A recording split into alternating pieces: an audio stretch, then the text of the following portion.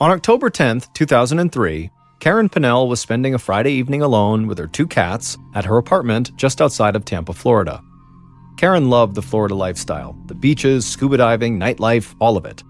But the 39-year-old was happy to have some time alone at home by herself that night. She had a really early shift the following day as a customer representative at Tampa's busiest airport.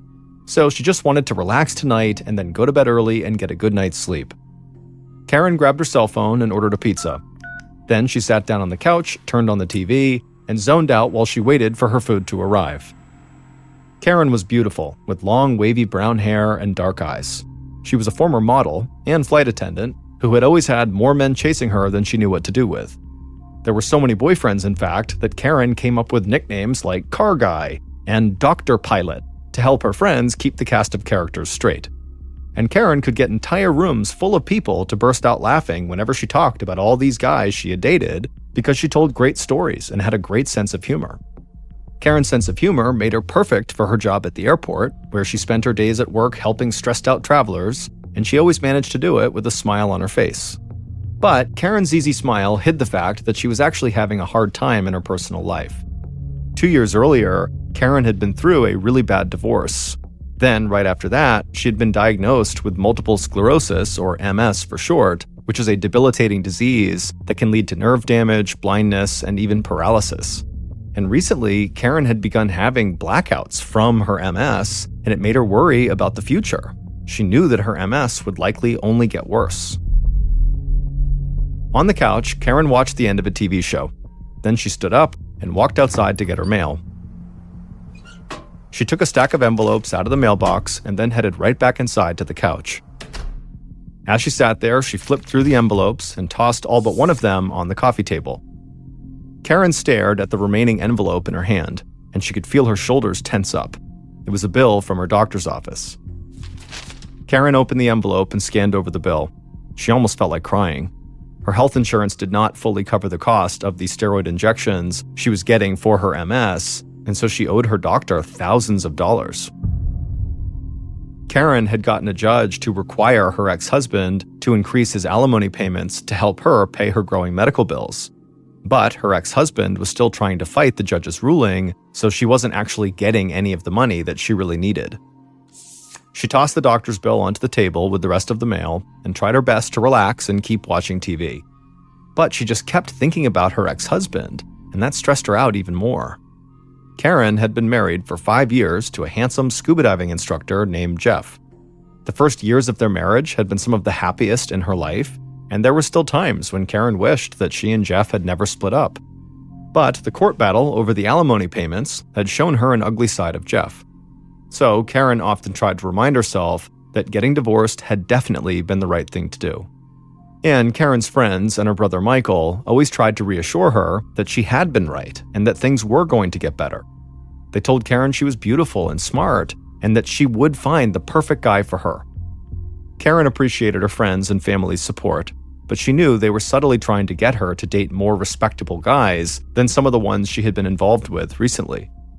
A coworker had told Karen flat out that some of the guys she had dated seemed dangerous, especially the biker with a serious drug habit and a bad temper. Karen had always thought of herself as someone who could handle men. After all, she had grown up with 5 older brothers, and her mother had died when Karen was only a little girl. So Karen was used to being the only woman surrounded by men. But she knew her coworker was right about some of the guys she'd been seeing, and Karen worried that her confidence around men had made her overlook some of her recent boyfriend's red flags. In fact, the biker that Karen had dated had gotten violent with her on multiple occasions. He had screamed and shouted at Karen, and he had thrown things across the room at her. Karen had stood her ground and fought back when this happened, but of course it was a really bad situation. The sheriff's department had even been called 3 different times to break up domestic disputes between the couple. On the couch in her living room, Karen flipped through the TV channels and tried her best to push away thoughts of her ex-husband, her violent ex-boyfriend, and the huge medical bill she was facing. Her 2 cats hopped up on the couch and sat on either side of her. Karen lightly scratched their chins, and as she did and the cats began to purr, Karen felt herself start to calm down. But then her phone rang. Karen leaned forward, trying not to disturb her cats, and grabbed her phone off the table. She saw the caller's number. It was her latest boyfriend, a car salesman named Tim Permenter. Karen answered the phone, and Tim almost immediately said he wanted to drop by to see her. But Karen thought she knew what Tim really was saying, and frankly, she was not interested in having a romantic evening that night. She wanted to be left alone so she could watch TV, eat pizza, hang out with her cats, and then just go to bed. So she told Tim that she didn't have the energy to hang out with him that night, but maybe another time. A little while later, the doorbell rang. Karen thought her pizza had finally arrived, so she got up and went over to the door. But when she opened it, it was not the pizza guy, it was Tim. Karen was annoyed because she'd literally just told him that she did not want him to come over tonight. But Tim said he would not be there long, he was going to stay with friends in a cabin at a nearby lake, so he just wanted to drop by to check on Karen before he headed out. And he'd also brought a small gift because he could tell she'd been stressed out lately and he thought it might cheer her up. Tim handed Karen the gift. It was a calendar with pictures of kittens on it. Karen thanked Tim for the gift and she let him inside. They would sit and talk for a bit, and then eventually Tim would leave the apartment and drive off to meet his friends at the lake. At 9 a.m. the following morning, Tim called Karen from the cabin at the lake to check in on her. Tim knew she was working that day, but she usually could step away and chat for a few minutes. But Karen didn't answer the phone, and when Tim tried calling her again a couple of times, the calls all went straight to Karen's voicemail. Tim and Karen had met 3 months earlier, and Tim had basically fallen for her right away. Even just the way the two of them had actually met seemed like fate to Tim. Karen had been looking at a car at the Volkswagen dealership where Tim worked, but at the time she was working with another salesman. But when she came back to the dealership for a second look at the car, that other salesman was not working, so Tim took over. And he had sold Karen a new black Jetta and asked her out on a date that afternoon. Tim had been a regular at Karen's apartment ever since, and on days when they weren't going to see each other, they almost always talked on the phone. So that morning, Tim was a bit concerned that Karen hadn't picked up any of his calls or called him back. This just was not like her. But there was a chance that Karen was just really busy at work, so Tim called her work phone at the airport. But he quickly found out that Karen's coworkers were also very concerned about Karen. Karen had not shown up for work that morning, and she hadn't called in to say she wouldn't be there. Karen's coworkers said that was not normal at all because she was one of the most reliable people at her job. The second Tim heard that, he left his friends at the cabin, he jumped in his car, and sped to Karen's apartment. He knew something was wrong. When Tim arrived at about 10:30 a.m., he saw Karen's black Jetta still sitting in the driveway, which was strange. If she was home, why wasn't she answering her phone? Then Tim walked up to the front door, and he could see that it was open a few inches. Alarmed, Tim pushed the door the rest of the way in, stepped into the apartment, and yelled out for Karen. But the second he walked forward into the small dining room, he knew that Karen would not be answering back.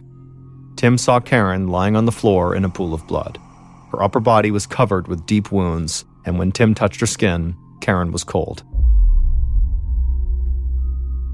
Tim grabbed his phone out of his pocket and dialed 911. His voice cracked as he told the dispatcher that he needed help right away. His girlfriend was on the floor, covered in blood. After Tim got off the phone, he just ran outside and began vomiting. A few minutes later, Tim was still bent over, struggling to catch his breath, when he saw two sheriff's deputies step out of their cruiser. Tim wiped his mouth and motioned the deputies over towards Karen's front door, and then he continued to throw up. After walking past Tim, one deputy went inside the apartment while the other brought Tim over to the cruiser to have him sit down inside and try to calm down. The deputy told Tim that he really needed to collect himself because soon they would need to question him about what happened. Tim nodded and then put his head in his hands.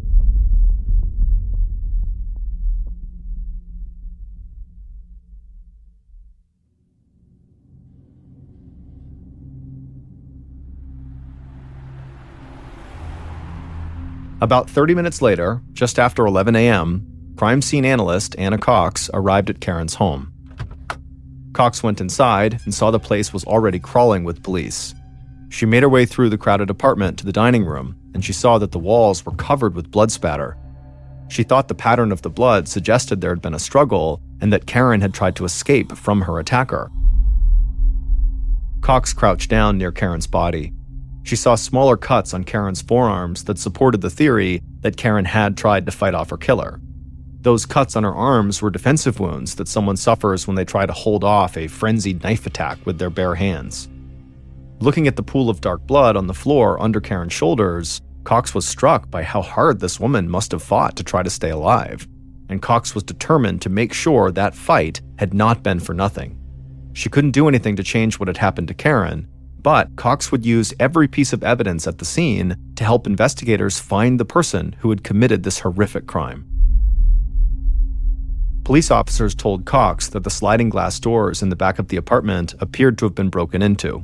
They thought that might suggest some kind of burglary, and Cox could see Karen's handbag turned upside down on the kitchen counter, which seemed to reinforce the burglary angle. But looking at the bloody body at her feet, it was hard for Cox to believe someone would do that to another human being just for the contents of a purse. But just then, Cox happened to glance at the wall near Karen's body, and for a second, it was like everything else in the room disappeared. 3 capital letters, R-O-C, were handwritten in blood on the wall about a foot above the floor. Cox looked more closely at Karen and saw blood on the tip of her index finger. Then Cox looked back at the wall, totally stunned. Had Karen spent her final moments writing a message in her own blood? Suddenly, Cox felt like she was in a Hollywood movie. In 10 years of scouring crime scenes for evidence, she had never seen anything like this, the last words of a victim written in their own blood. And she knew the first job of the investigative team would be to try to figure out what the letters R-O-C meant. As crime scene analyst Anna Cox remained fixated on the bloody letters written on the dining room wall, lead detectives Sergeant Michael Holbrook and Larry Nelvin walked out of Karen's apartment. The detectives had met with Cox, and they had conducted a thorough search of every room in the house. Now they wanted to talk to Karen's boyfriend, Tim, who was still sitting in the back seat of the police cruiser parked in front of the apartment. When police had first arrived, Tim had been a complete wreck, vomiting constantly on the ground. But when he stepped out of the cruiser and joined the detectives, he was now much more calm, and he said he wanted to help in any way he could. Tim told the detectives that he had stopped by Karen's place the night before to give her a gift, that kitten calendar, before he headed off to see his friends. Detective Holbrook wanted to know why Tim did not spend the night with Karen, and Tim said he knew Karen had to wake up for work, which is why he had made plans to stay with his friends at a place on Moon Lake 30 miles away. Tim said he'd left Karen's at about 7:30 p.m., and as far as he knew, Karen was going to eat some pizza, watch some TV, and then go to bed. Holbrook didn't say anything, but Tim's story sounded plausible. Investigators had found a partially eaten pizza in Karen's kitchen, along with a receipt showing it had been delivered at 8:48 p.m. So Karen must have been alive at least until then. Tim told the detectives that he had gotten worried about Karen that morning when he learned she had not gone to work, and so that was why he had drove back to her place to investigate. And of course, that was when he made his horrifying discovery and called 911. The detectives asked Tim if there was any other information he could think of that might help their investigation. Tim thought for a second, and then he looked back up at the detectives and said there was something else they should know, but it really didn't have anything to do with Karen. Tim knew investigators would check into his own criminal record, so he wanted to be upfront with them. He said he had served time in prison for something stupid he'd done more than a decade earlier. He had gotten into an altercation with another guy, things had gotten out of control, and he and the guy ended up getting their guns and shooting at each other. Both Tim and the other gunman were wounded in this fight, and Tim was convicted of attempted murder. But Tim swore he was a new man now. He was a successful car salesman, a good friend, and he was very much in love with Karen. And he said investigators were more than welcome to search him, his house, take his computer, take his fingerprints, whatever they wanted to do. All he cared about was finding the person who did this to Karen. The detectives were kind of shocked by what Tim had just told them, but they thanked him for being so honest. Then they asked him who might have had a reason to hurt Karen. This time, Tim didn't need to think. He already had the answer. He said there were 2 guys the police had to talk to. The first was Karen's ex-husband, Jeff, who was locked in a court battle with Karen over alimony payments that he didn't want to make.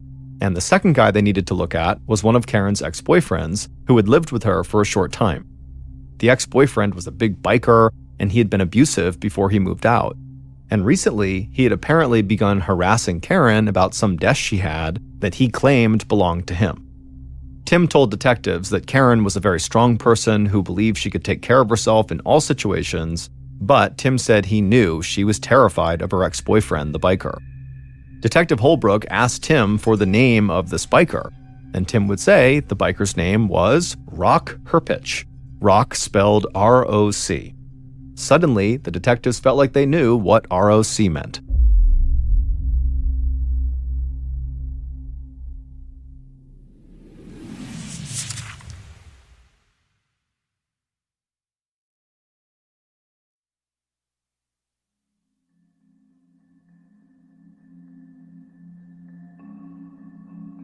After crime scene analyst Cox learned about Karen's ex-boyfriend, who was named ROC, Rock, she told the detectives that she'd made another valuable discovery of her own. She had found that Karen had tiny bits of skin under her fingernails, likely from fighting off her killer. Tex had carefully pulled these skin fragments out with tweezers and put them in a sterile bag for analysis. And Cox told the detectives that she hoped DNA testing on these skin fragments at the lab would reveal the identity of Karen's killer. But while they waited for those test results, detectives Holbrook and Nelvin wanted to cover as much ground as they could. They had police canvass the neighborhood to try to find out if any of Karen's neighbors had seen or heard anything that seemed unusual. But unfortunately, nobody had seen anything suspicious on the night Karen was killed. So on October 12th, the day after Karen's body was discovered, members of the investigative team began checking where the different men in Karen's life had been at the time of the murder. One of Tim's friends confirmed that Tim had indeed spent the night in the cabin at Moon Lake, just like he said he had, and Karen's ex-husband, Jeff, sounded totally heartbroken when police told him that Karen was dead, and it turned out he had been on a scuba diving trip in Miami, 300 miles away from the crime scene. Investigators also discovered a strange coincidence. Karen lived a block away from a man suspected of robbing a bank just days before her murder. So police wanted to talk to the suspect, but they couldn't find him anywhere. And they wondered if the alleged bank robber's disappearance was somehow connected to Karen's murder. It seemed like a long shot, but they couldn't rule it out until they tracked this guy down. But even as the investigative team chased down these other potential leads, Holbrook and Nelvin stayed focused on Karen's former boyfriend, Rock Herpich. Finding Rock's name written in blood was enough to make him a suspect. But the more detectives learned about the 45-year-old biker, the guiltier he began to look. Rock worked at an auto body shop processing insurance claims. He spent most of his free time on the back of his Harley-Davidson motorcycle, and he seemed to pride himself on his bad boy image. Karen's family and friends said Karen had met Rock almost 2 years earlier, just after she was diagnosed with MS. And Rock had quickly become very important to Karen. He took her to doctor's appointments and he helped her with steroid injections, but the people closest to Karen were always uneasy about their relationship because Rock had a serious drug problem and a violent temper. And one of Karen's good friends at work said Karen would sometimes show up at the airport with unexplained bruises on her arms that she didn't want to talk about. The couple had gone through a bitter breakup 6 months earlier after Karen filed domestic abuse charges against Rock. But not long before her murder, Rock had gotten back in touch with Karen. He wanted her to give him an old desk he said he'd left at the apartment when he moved out, but Karen was adamant that the desk belonged to her. And so Rock's history of violence, this ongoing dispute over the desk, and Rock's name being scrawled in blood at the crime scene made Rock Holbrook and Nelvin's primary suspect. So, in the days following the murder, the two detectives took a ride to Rock's house, almost 100 miles south of Tampa, and they didn't let Rock know they were coming. When they got there, Rock was in his garage, and they could tell by the look on his face that he was not happy to see them. But the detectives told him they just needed to talk about a friend of his who was in trouble, and so Rock seemed to relax a bit. He led the detectives to his front porch, and they all sat down to talk. Detective Holbrook volunteered that the friend of Rock's who was in trouble was Karen Pennell, and Rock reacted like he was not surprised at all. He asked what Karen had done to get herself in trouble this time, but Holbrook just looked at Rock and said, "Well, Karen's dead." Rock sat there for a moment in absolute silence. He looked stunned. Then Holbrook told Rock that Karen had actually been murdered, and at that point, Rock's eyes went wide. He now knew why the detectives were really there. Rock quickly admitted that he and Karen had a totally tumultuous relationship full of what he called rip-roarin' fights. But Rock said he had nothing to do with Karen's murder. He said he hadn't even seen her in person for 6 months, and he wasn't angry at her in any way. He had rebuilt his life and moved on. But when Holbrook asked where he was on the night of her murder, just a couple of days earlier, Rock couldn't come up with an answer. He said he would have to check a calendar to be sure. At this, Holbrook glanced over at Nelvin. They were both thinking the same thing. How could this guy not know where he was a couple of nights ago? Then Holbrook leaned forward in his chair, stared Rock down, and told him that his name, R.O.C., was spelled out in Karen's blood on the wall right next to her body. Rock stared back at Holbrook, but didn't say anything. The three men just sat there in total silence for what felt like several minutes. Finally, Rock looked like he snapped out of a daze, and he began talking really fast. He told the detectives he would waive his right to an attorney, they could take his fingerprints, he would submit DNA samples. He said he was willing to do whatever it took to clear his name because he did not do this. He did not kill Karen. The detectives took Rock up on his offer right away. They swabbed the inside of his mouth with a Q-tip and collected fingernail clippings for DNA analysis. They also took his fingerprints. Then they thanked Rock for his time and got back on the road. Holbrook and Nelvin discussed the case as they drove back to Tampa, and they agreed that Rock remained their strongest suspect. After all, plenty of guilty people had voluntarily submitted DNA samples during police investigations, so Rock's willingness to do that did not necessarily mean he was innocent. Rock and Karen had a history of physical violence and an ongoing dispute over this desk, and Rock knew Karen well enough that she might have let him in the front door without a confrontation, which could have explained why the neighbors didn't hear anything strange on the night of the murder. But the detectives also agreed that there were still other possibilities. There was the missing bank robbery suspect who lived close to Karen, and there were several men she dated after breaking up with Rock, including an airline pilot who had sent her a string of sexually explicit text messages not long before the murder. So as much as Rock did look like Karen's killer, Holbrook and Nelvin knew they needed to keep open minds. When the detectives got back to their office, Karen's autopsy results were waiting for them.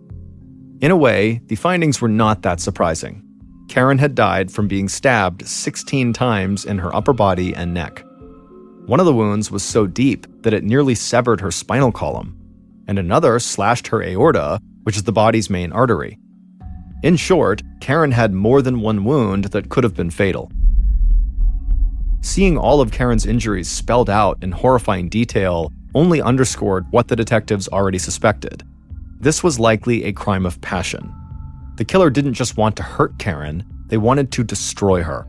That made robbery or any other potential motive very unlikely. The killer was probably someone who knew Karen quite well. Unfortunately, the DNA analysis of the skin found under Karen's fingernails was inconclusive, so investigators knew they would have to find another way to identify their killer. But there was something in the autopsy report that took Holbrook and Nelvin by surprise. Karen, despite having ordered pizza, had no pizza in her stomach. But there were 3 pieces of pizza missing from the pie that she ordered, meaning somebody else had eaten those 3 pieces of pizza on the night of Karen's murder. Detective Nelvin called the pizza shop and asked to speak with the delivery driver who had gone to Karen's on the night of her murder. And sure enough, the pizza guy told them that Karen was not alone when he'd gone to the door. He said he could see a man standing behind her, and the man looked angry. So the pizza guy had just dropped off his delivery and headed back to his car as quickly as possible. By the end of that call, Detective Nelvin was pretty sure that angry man in Karen's apartment was the killer. On Thursday, October 16th, so 6 days after the murder, Karen's grieving family had a viewing for Karen at a funeral home in Pensacola, Florida. The undertakers had made a heroic effort to hide all of Karen's stab wounds, but there was only so much they could do. So Karen's brother, Michael, had to adjust her bouquet of flowers to hide the defensive wounds all over one of her hands. The funeral chapel was special to the Pennell family. Karen's mother had been memorialized there in 1972 when Karen was just 8 years old. The Pennell family was a military family. Karen's dad was a career Air Force guy who had met her mother while he was stationed in Germany, And for a family that had moved from place to place to follow Karen's father's military assignments, Pensacola became an anchor, the closest thing they had to roots. Karen's brother Michael said that even though Karen was the youngest of 6 kids, she was the glue that kept the family together as they moved from place to place. He said she was smart and talented enough to have become a doctor or a scientist, but she was more interested in spending time with family than going off to get degrees. So she had chosen the life of a flight attendant and model. Michael said he felt like he'd had the wind knocked out of him the day that Karen died, and he still felt like he was struggling to breathe. And Michael knew that nothing he said would express how much he and everyone else who was close to Karen would truly miss her. The next day, Karen's co-workers held their own memorial service at the airport chapel. The line of friends and colleagues was out the door as hundreds came to pay their respects. And all anyone could talk about was how much they had loved Karen. While Karen's friends and family mourned her loss and celebrated her life, the police started to eliminate potential suspects and really began to hone in on just Karen's ex-boyfriend, Rock Herpich. The suspected bank robber who lived near Karen turned himself into police, and he was not Karen's murderer. He had been far away from Karen's apartment on the night she was killed. Detectives Holbrook and Nelvin also tracked down the airline pilot who had been sending sexually explicit text messages to Karen, and he had a strong alibi too. He was flying a plane over the Middle East when Karen was murdered. But even as the detectives narrowed down the list of suspects, they still didn't feel like they had enough evidence to arrest Rock. The guy had a clear history of violence, and his name had been written in blood on the wall, but Holbrook and Nelvin knew they needed something clear-cut that would put him at Karen's house at the time she had been killed. While the detectives continued their investigation, crime scene analyst Anna Cox could not stop thinking about the letters ROC. She spent hours staring at them on the wall at Karen's apartment. Those 3 letters, written in Karen's blood, were powerful evidence, and Cox knew that ROC had potentially been Karen's last word. In a courtroom, the dying words of a crime victim get special weight from judges and juries. It's called a dying declaration and treated as the words of someone with no reason to lie. They're going to die anyways. In this case, Karen seemed to be saying, "Rock killed me." But Cox had to be sure that was the case, and her obsession with just staring at those letters on the wall was not giving her any new evidence. So Cox did something unusual. She cut out the section of sheetrock where the 3 letters appeared on the wall and brought it back to her lab at the Pinellas County Sheriff's Office. She wanted to do some more research there. In her lab, Cox looked at the letters under a high-powered microscope, and at first, she couldn't believe what she was looking at. She stepped back from the microscope and took a breath, and then leaned back in to take another look at the letters. This time, Cox felt her face flush and her hands start to shake with excitement. She knew she had just discovered something that she would never have found if she had just kept staring at the wall in Karen's apartment. And this new discovery led Cox right to another major piece of evidence. So she grabbed her phone and called Detectives Holbrook and Nelvin to tell them what she had just found. And not long after that, the detectives were confident they knew who had killed Karen.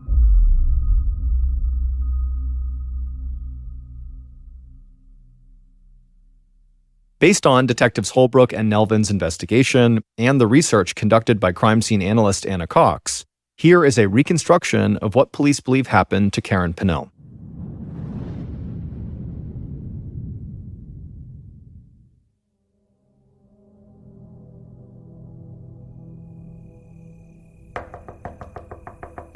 On the night of October 10th, 2003, the killer knocked on Karen's front door. He could hear the TV inside, and then he heard Karen unlocking the door. When the door opened up, Karen looked exhausted standing in the doorway, but she was still beautiful. The killer followed Karen into her living room and then sat down on the couch next to her. Karen and the killer talked for a few minutes, and then there was another knock at the door. Karen immediately hopped up from the couch and began walking towards the door. She was starving, and she figured her pizza had just arrived. The killer followed her to the door. Karen opened up the door and smiled at the pizza delivery guy, and the killer, who was right behind Karen, just clenched his jaw. He didn't want Karen to smile at anyone except for him.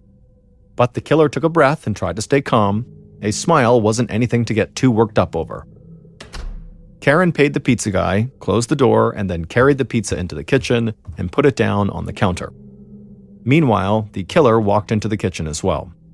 And before Karen could even open up the pizza box, the killer said something to her that caused her to immediately turn around and snap at him. The killer snapped back, and pretty soon the two were arguing at a full volume. Finally, Karen told the killer to get out and never come back. But the killer just kept shouting and getting angrier and angrier. Finally, he pulled open a kitchen drawer and grabbed a knife. When Karen saw this, she screamed and took a few steps back and then lowered her voice and said, "Please, please calm down." But it was too late. The killer flew into a rage and raised the knife and began slashing at Karen. Karen immediately threw her arms up over her face to try to protect herself, but the killer just slashed right through her arms over and over again. And so finally, when Karen knew she couldn't fight her killer off, she just turned and ran out of the kitchen, a final attempt to get free and save herself. But the killer caught her in the dining room. He grabbed Karen and slammed the knife into her back. Then the killer turned Karen around, pulled the knife out, and stabbed her again, this time in the chest. Karen fell into her back on the dining room floor, covered in blood. But the killer wasn't done. The killer crouched over her, stabbing her in the neck and the chest over and over again. And as he did this, blood spattered on the walls and pooled under Karen's body. Finally, the killer stood up and stepped back, out of breath. Despite the frenzy of this attack, the killer very quickly calmed down afterwards. In fact, right after killing Karen, the killer, still carrying the bloody knife in hand, walked over to the pizza box, opened it up, and casually ate 3 slices of pizza. After eating, the killer walked over to the dining room table and turned Karen's purse over so the objects inside would spill out. Then he went to the back of the apartment and opened up the sliding glass door. Maybe the police would think there had been a robbery. Then the killer casually walked out of Karen's apartment, got into his car, and drove off. But hours later, when the apartment complex had gone dark and quiet, the killer returned to Karen's apartment, and he slipped back inside unnoticed. He walked right to a closet and found a pair of gloves that Karen used for gardening. The killer put those gloves on and then walked into the dining room where Karen was still lying in a pool of blood. The killer leaned over and then dipped one of his gloved fingers into the blood and then wrote the letters ROC on the wall. Then the killer dipped his finger in the blood again, and he smeared some of the blood onto Karen's index finger to make it look like she had written those letters on the wall. Then the killer walked out of the apartment again, got into his car, and drove to the lake house where he was staying with his friends. Karen's latest boyfriend, Tim Permenter, had brutally murdered Karen. And then he had gone back to the apartment the following day and pretended to be in shock when he discovered Karen's body and called 911. Tim and Karen's relationship wasn't anything like how he had described it to his friends and to the police. In fact, Karen's family had worried about her safety with Tim almost from the moment she met him in July of 2003. Karen's brother Michael said she had called him once to tell him that Tim had tried to choke her. Michael had urged Karen to file a police report, but she never did. Karen's coworkers said they too had become very concerned about Tim when Karen began coming to work in turtlenecks on several hot summer days. They feared she was hiding injuries on her neck inflicted by Tim, but Karen just wouldn't talk about it. And even though Tim told people he was still Karen's boyfriend at the time of her death, in reality, they had actually broken up 2 weeks before he murdered her. 2 weeks before he murdered her, on September 29th, 2003, the couple had been watching a TV show about people who keep secrets from other people when Tim decided to share a secret of his own. When Tim and Karen had met, he had told her that before he became a car salesman, he had been a Navy SEAL. But while they watched TV that night, he told her that that actually wasn't true. He said before he sold cars, he had actually been a pimp for a group of prostitutes, and he had served 12 years in prison for shooting a rival pimp. Tim even showed Karen the Florida Department of Corrections website that still had his face on it, along with details of his felony convictions and imprisonment. Karen had been totally shocked and repulsed by this confession and decided right then that she wanted nothing to do with him and told him he had to leave. But Tim wouldn't leave, so Karen had called 911, and police had eventually had to come to Karen's apartment to escort Tim out. In the days following their breakup, Tim had tried, without success, to win Karen back. He also had begun lurking near her apartment and going through her trash, and in doing that, he discovered that Karen was already dating other men. And this made Tim insanely jealous. And so, on October 10th, Tim showed up at Karen's house, even though she had just told him not to.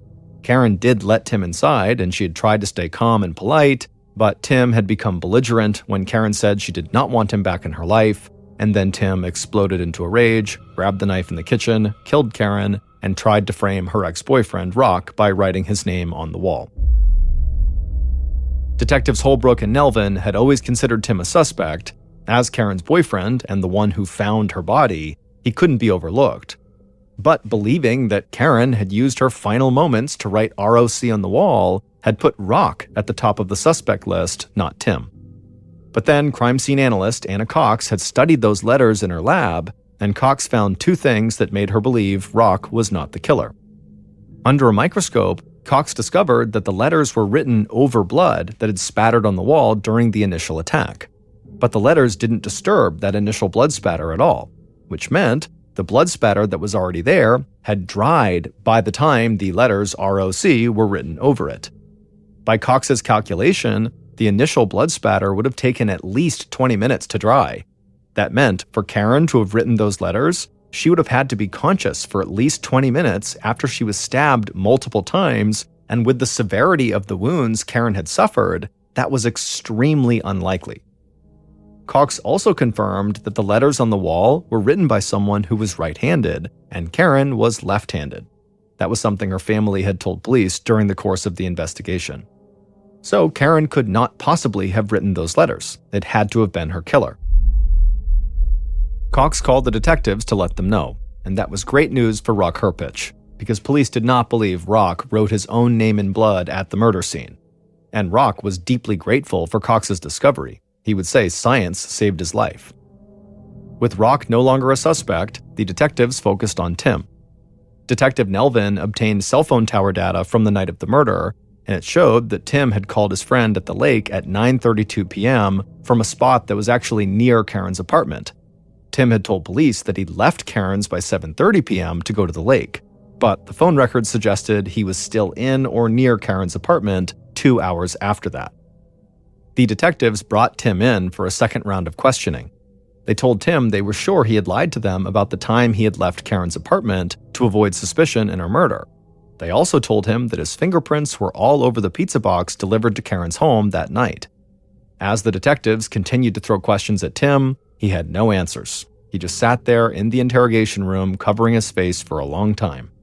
And Detective Holbrook said that when Tim did finally look up and look him in the eyes, it was like Satan had suddenly entered the room. Tim was ultimately convicted of murder and sentenced to life in prison without parole. Years after Karen's death, her brother Michael said publicly that he didn't want people to remember Karen just for her murder.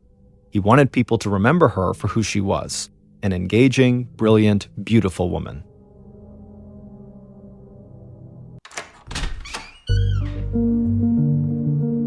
Early on the evening of June 12, 2012, a 25-year-old woman named Noemi Belanger opened up the door to her hotel room on Phi Phi Island, which is a major tourist destination in Thailand. Once the door was unlocked, Noemi pushed it open, and she held it for her little sister, 20-year-old Audrey, who came in wheeling all their suitcases. Noemi and Audrey were both from Quebec, Canada, and they were also both college students, and they were on this big month-long vacation to celebrate the end of the school year. They had been in Vietnam for the past 3 weeks, and today they had arrived in Thailand, and their plan was to stay here for a bit before finally heading back to Quebec. But for right now, Noemi in particular was feeling really exhausted. I mean, there was a lot of travel getting here today, and the past 3 weeks had been loads of travel, and Noemi was kind of hitting a wall. And so as soon as she got into the room, all she really wanted to do was just flop down on the bed and just lay there for a little while. But she had also become a fairly experienced traveler by this point, and she knew before she did that, she just wanted to make sure that, the bed was cleanly, make sure there were no bed bugs or, unclean sheets or something. And so she went over and pulled the sheets back and checked, and the sheets were pristine. It was beautiful. The room felt super nice. And so she just flopped down on the bed and just enjoyed the air conditioning. And at the same time that she was doing this, Audrey, who very likely was also feeling all the, the symptoms of travel over so many weeks. She likely was very, very tired. But she, instead of laying down, went right into the bathroom and started getting ready for the night. And Noemi sort of understood why. So while the girls were in Vietnam, they had met these two really nice guys who were from Brazil, and they had kind of hit it off, and they had left today to go to Thailand, and wouldn't you know it, it turned out those guys, their itinerary included them coming to Thailand today. And so it was kind of like this revelation at the end of their time in Vietnam that they would not have to say goodbye basically forever, but instead, the good times could keep on rolling in Thailand. And so the plan was that night they would meet up with these two guys, these Brazilian guys, out on the beach and basically party with them and just have a fun night. Now, Noemi was looking forward to this night out with these two guys, but she also had a little bit of apprehension about it. These guys were perfectly nice, and she and her sister had spent time with them in Vietnam, and really things had been fine. But, Noemi felt like Audrey was a little bit more naive and sort of like easier to be taken advantage of than she was. She was younger than her by 5 years. And also, when the sisters had gone on this trip, their parents had been really apprehensive about, two young women traveling alone together all over the world. They were sort of vulnerable. And so the way Noemi had sort of played it to her parents is, don't worry, I'm the big sister. I'll keep my eye on Audrey. She'll be fine. And Audrey kind of played the role of younger sister and was like, yep, I'll do what my big sister says. And so Noemi sort of felt like she had a responsibility to keep Audrey safe. And so she was feeling a bit apprehensive about whatever they were going to do that night with these guys. It just sort of seemed like things were sort of moving quickly with these two guys. They should have maybe just stopped in Vietnam, but they're here. And so who knows what was going to happen. And so Noemi, as she's laying there and Audrey's getting ready, Noemi decides to just give her parents a call. Because one of the things Noemi had been doing over the past several weeks they'd been on this big vacation is sort of constantly updating her parents to assuage their concerns that anything was wrong, with their two kids. Noemi wanted her parents to see that she was doing everything she could, to keep her and her sister safe. And so she pulled out her phone and she was about to call her parents when suddenly Audrey appeared from the bathroom and said, "Stop." And she told her, hey, remember, it's evening for us, but back home in Canada, it's the middle of the night, so you're gonna be waking them up, and they're gonna have loads of questions, like, why are you calling in the middle of the night? And probably you're gonna have to tell them about, how we're going out tonight with these two guys, and they're gonna worry, don't do that. Spare them, we will talk to them tomorrow. They don't need to know what we're doing tonight, everything is fine. And Noemi was thinking, you know what? She's right. This is a bad time to call. Noemi actually forgot, the time change was so significant. And she also, wasn't sure what she would say to her parents about, going out with these two guys because it would raise some red flags. And so Noemi put her phone down and decided, you know what? Tonight's going to be just fine. I just got to let things go. And so she actually climbed off the bed and she joined her sister in the bathroom and began also getting ready for their big night out. A little bit later, Noemi and Audrey left their hotel room and they headed out to the beach. And sure enough, there, right outside of a beachfront bar, were the two Brazilian guys they were meeting up with that night. And as the two girls approached, they saw that each of these guys were holding these big buckets. They almost looked like, a toy that a child would use on the sand, to fill it up and make a sandcastle with, like a big, beach bucket. And, the girls, as they're walking over, they're wondering what these buckets were for. And they thought it was maybe like some joke these guys were going to play, or they didn't know what. But as they got closer, they realized that these buckets these guys were holding were filled to the brim with ice and liquid. There was some sort of drink in these buckets. And so the girls walked up to them and they said hello. And very quickly, the conversation turned to these big drinks they were holding. And Noemi and Audrey were like, what are those?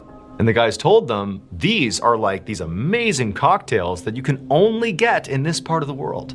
The girls asked, well, what is it? What's inside of the drink? What makes it so special? And the guys kind of looked at each other and laughed, and they're like, I don't know, just try it. It's really good. It'll make you feel great. Now, Noemi, being the sort of more responsible one, did not immediately begin drinking either of these drinks. Instead, she sort of paused and thought about it. But Audrey, on the other hand, was totally sold. She reached forward, grabbed one of the buckets, and just began chugging this drink. And so Noemi's looking at her like, come on, you can't just jump into this. We don't know what this stuff is. But, after a couple of chugs, Audrey lowered the bucket and looked at her sister and she just grinned and she handed it back to her guy. And then she told Noemi, these taste great. This is awesome. You gotta try it. Loosen up. And so at this point, Noemi, she's considering the situation. They were in Vietnam with these guys, and these guys were out partying with them. They were drinking with them, and, they seemed perfectly trustworthy, and they were clearly drinking from these buckets, and it didn't seem nefarious. And also, Noemi looked around the beach and suddenly realized that basically everybody had these big buckets. This was not just these two guys. Everybody's drinking this thing. And so Noemi's thinking, okay, well, if they think it's okay and it's sort of normal, in this part of the world, then it's got to be okay. And so she reached forward, grabbed the other bucket from the other guy, and took a big sip.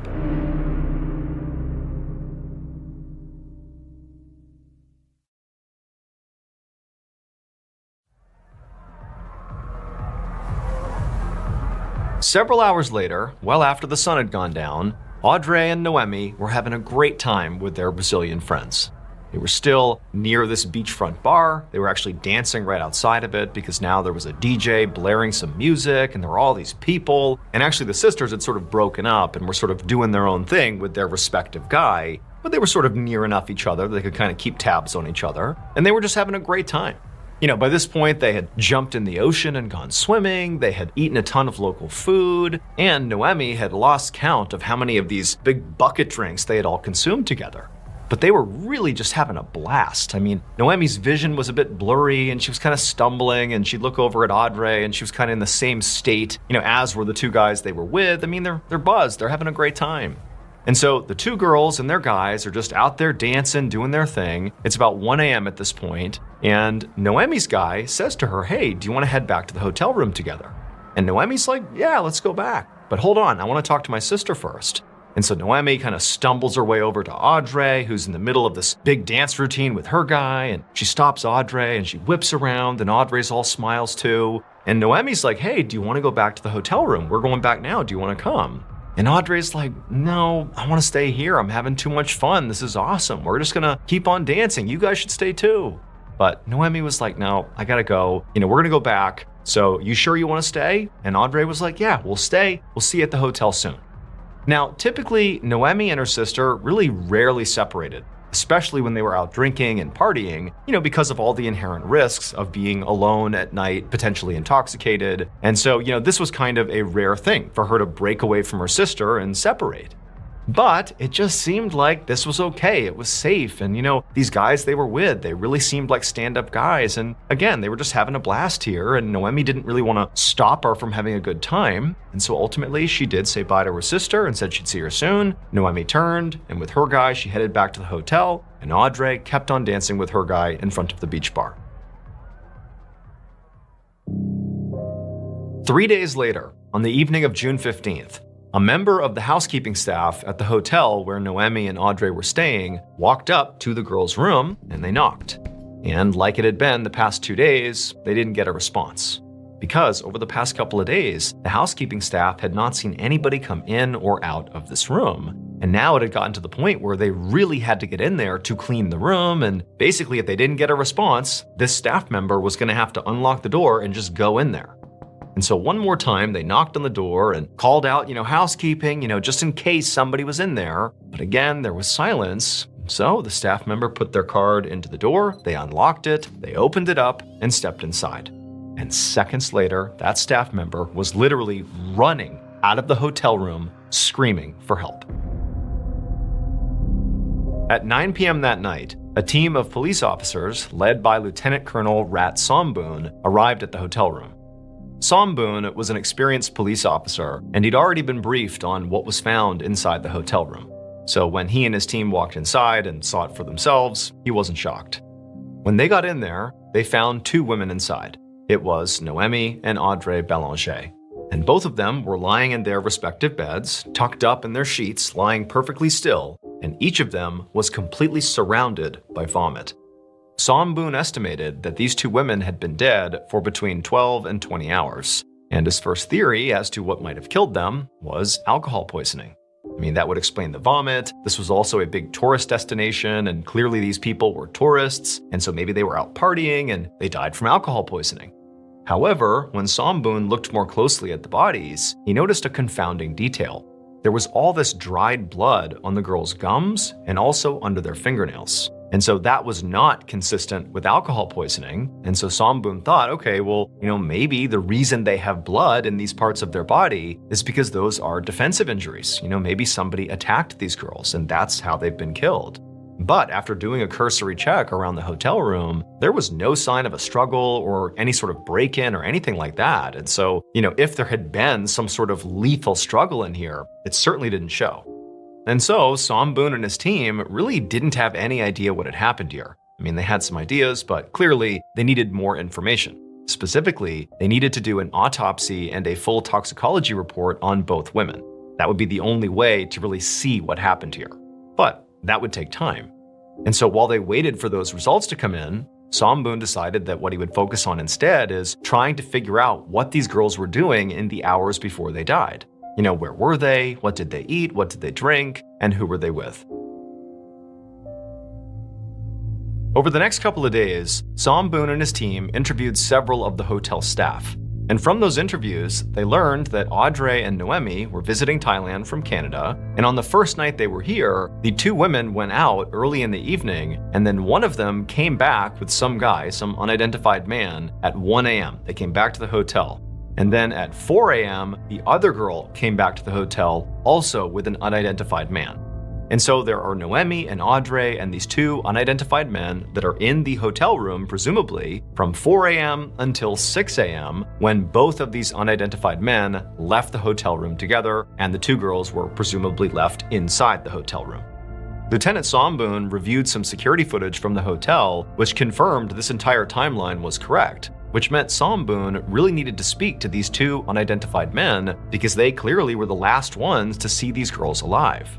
And so the police department put out an announcement about Noemi and Audrey's deaths, as well as a public call for help in identifying these two unidentified men.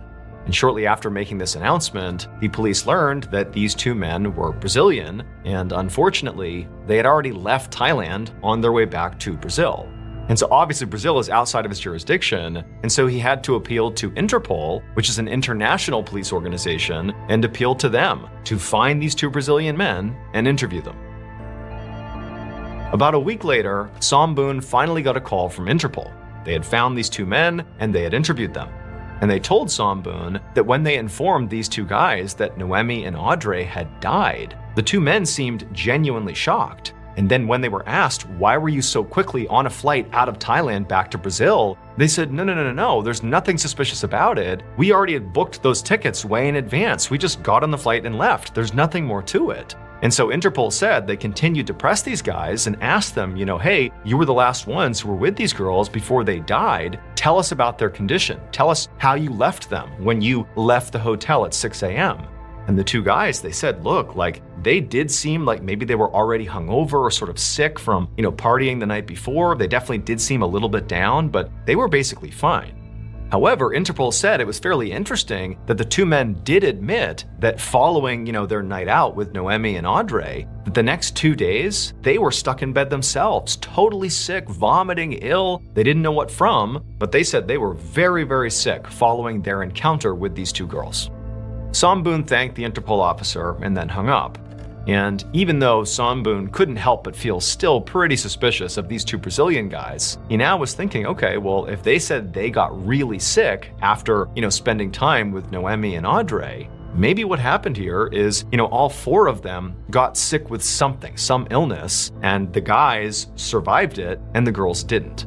And so Somboon began to think of, what type of illnesses could they have contracted? And the first thing that Somboon began to think about that could have been an illness that all four of these tourists could have contracted was food poisoning. Tourists come to Thailand and try the local food, and sometimes it makes them really, really sick. In particular, there were two types of food in Thailand that were sort of notorious for giving tourists the worst food poisoning. One of them was a particular type of mushroom, and another was blowfish. And these two items, if your body reacted badly enough to them, it could be lethal. However, when Somboon got back the autopsy reports and the toxicology reports, he realized his theory about food poisoning was definitely wrong.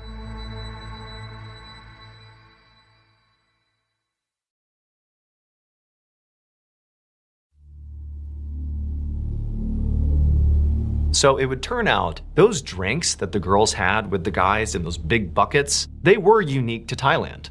Those are not drinks that are served really anywhere else in the world. And that's because those drinks are just not safe. And for whatever reason, it sort of blossomed in Thailand and it's sort of an accepted thing. But when you hear the ingredients of what's in this drink, you'll understand why it's not like a sanctioned or more popular thing outside of this small part of the world.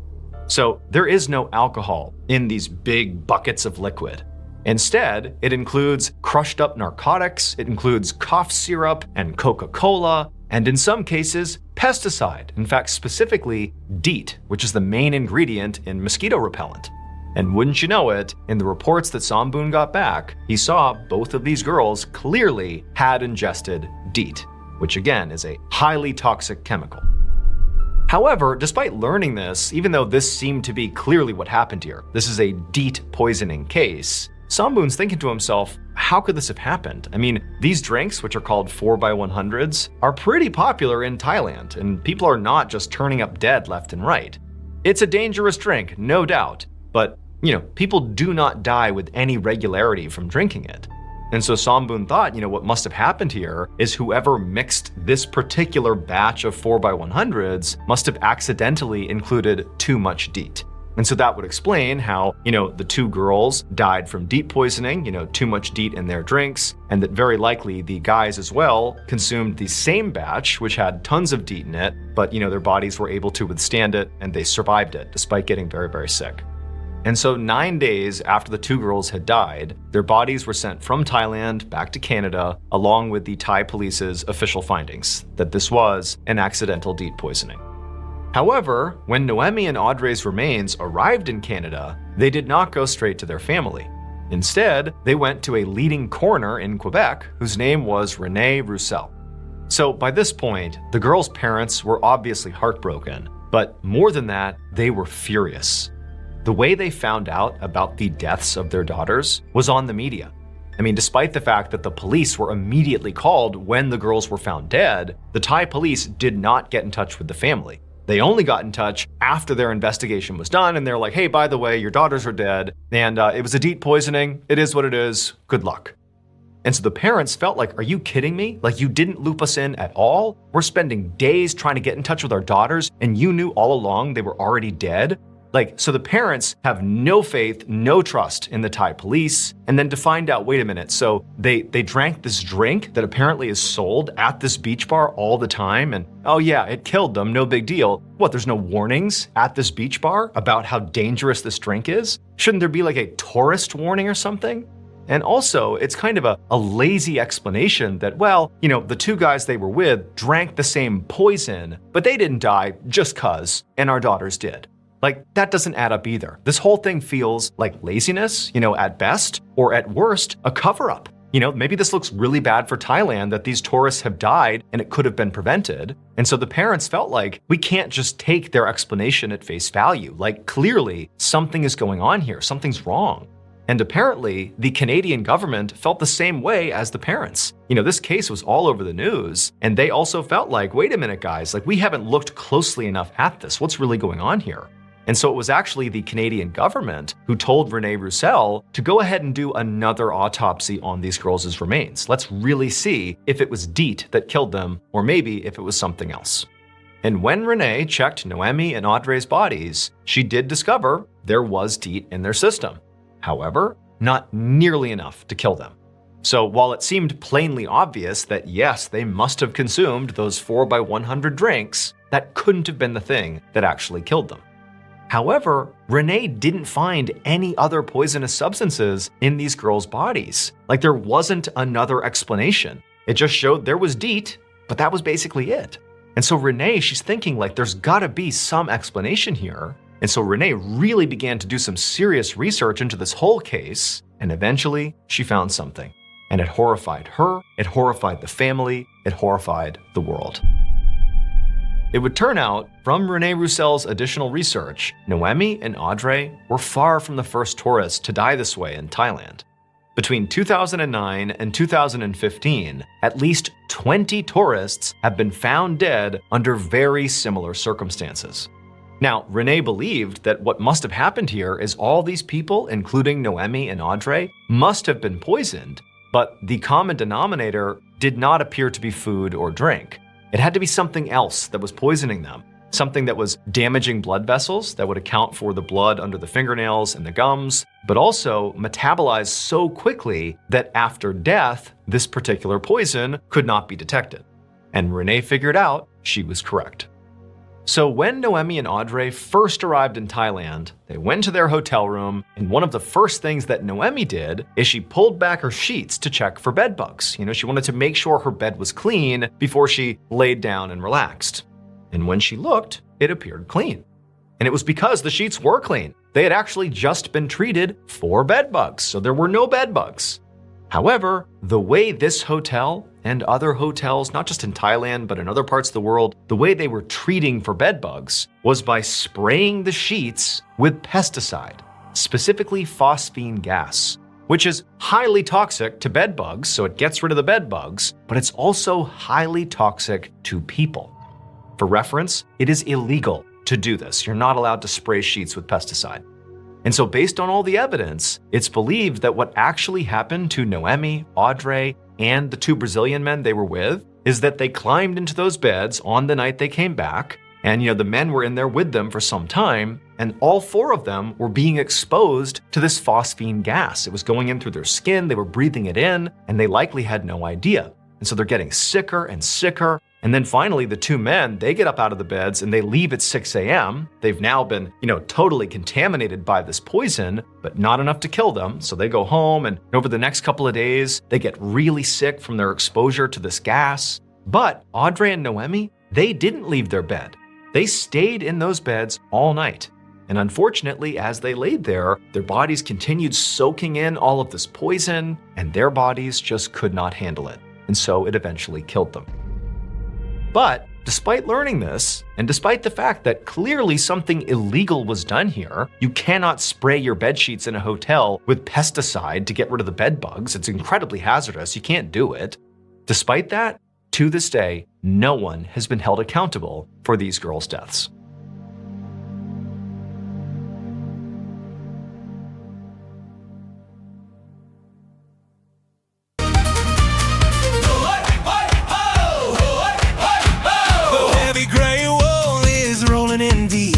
The town on the cliff is fast asleep.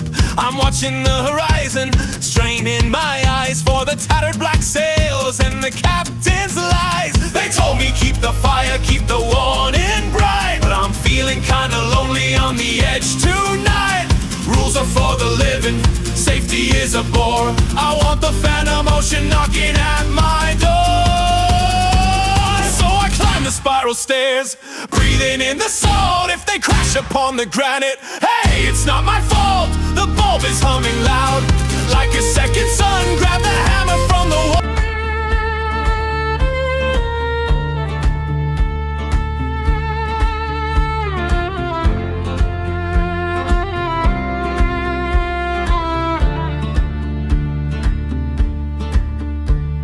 The ocean calls, I hear it clear.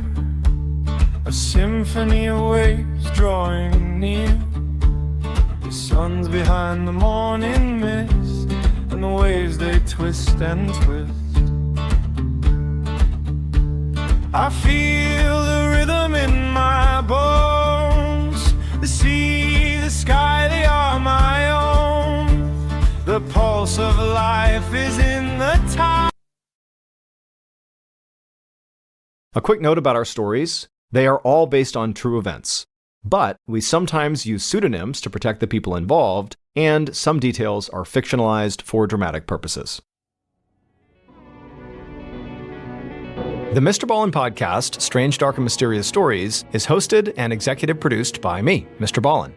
Our head of writing is Evan Allen, produced by Jeremy Bone, research and fact-checking by Shelley Shue, Samantha Van Hoos, Evan Beamer, Abigail Shumway, and Camille Callahan.